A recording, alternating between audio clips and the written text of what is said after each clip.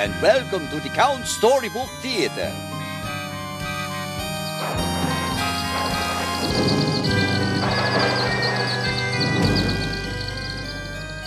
Tonight we have a wonderful story called Snoring Beauty. Are you ready? I am. Snoring Beauty. Once upon a time, there was a beautiful countess who had a spell cast upon her. This spell made her sleep and sleep and sleep, and she couldn't wake up.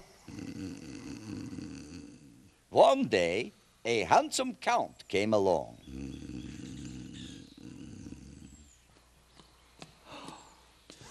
Look at this beautiful sleeping countess. And listen to her beautiful sonorous snores. I must count them. One snore. 2, 3, 4, 5 snores. 6 snores. 7 snores. 8 beautiful snores. 9, oh, 9 wonderful snores.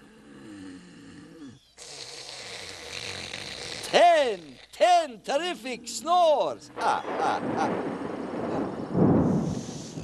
hope I did not wake her. No, I did not.